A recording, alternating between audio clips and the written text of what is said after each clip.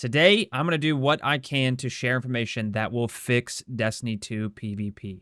What's everybody? My name is Maddox, and today we have a lot to talk about. This is a little series I like to call a Yap Session. For a little background story, I haven't played this game in a little over a year, and we are doing our best recently to climb the ranks of Destiny 2 competitive once again. So sit down, buckle up, get out your notebook, and get ready to take some notes. Recently, we've opened up this discussion to not only my community, but also my Twitch chat as well too. So if you guys like discussions like this, click the links below and head over to twitch.tv/Maddox.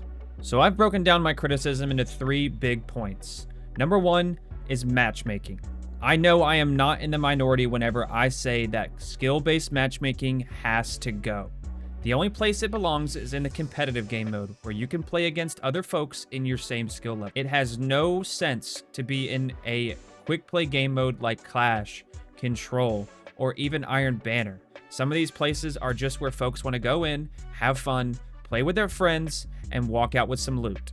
Not only that, but people do not want to load into a game finally and have someone glitching around the map or their guns just completely whiffing. So as it may be obvious, the easy solution here is connection-based matchmaking. Please get rid of skill-based. My second point I'd like to make is all about the loot. The whole identity behind Destiny 2 is the loot system. It is literally a looter shooter.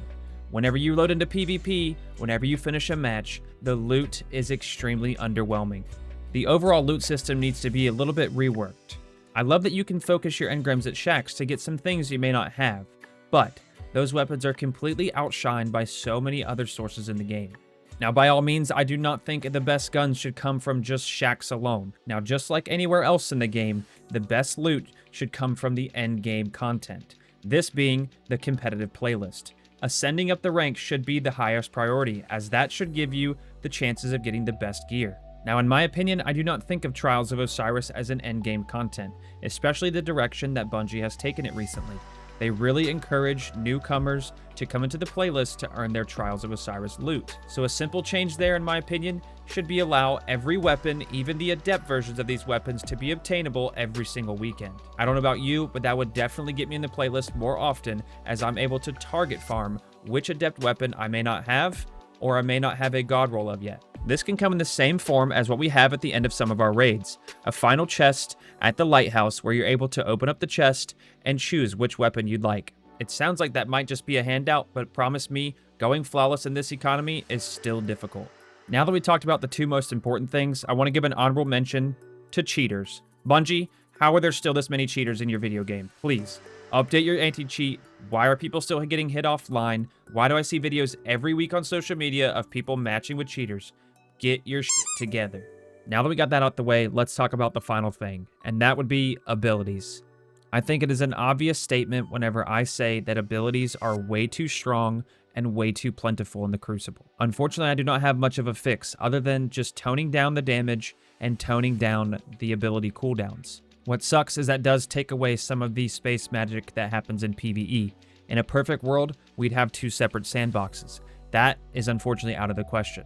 It reminds me of the time back in Destiny 1, whenever the abilities were way too rampant, and it overshadowed the fantastic gunplay that Destiny showcases in its PvP game modes. Unfortunately, I think something like that is happening again. Now, this isn't to say that some of the guns in Destiny are a little overpowered as well. I think Destiny 2 would benefit exponentially from a weekly PvP balancing update. This is done through a collection of feedback throughout the week of showcasing some things that might be a little too strong in the Crucible. In my opinion, this would take away from a lot of the different metas that hang around just a little too long.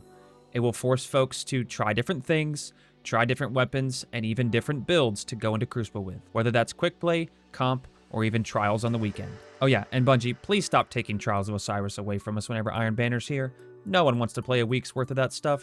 And don't even get me started on the most recent heavy metal event. Yeah, it's fun, but not a week's worth of fun. Now, I know it wasn't much, but these 3 simple things, in my opinion, would fix Crucible. PvP is such a core aspect of this video game, and I think Bungie has overlooked it for a long time now. Let me know what you guys think down in the comments. Don't forget to like the video and hit that subscribe button. And lastly, don't forget to say hello to your mother for me.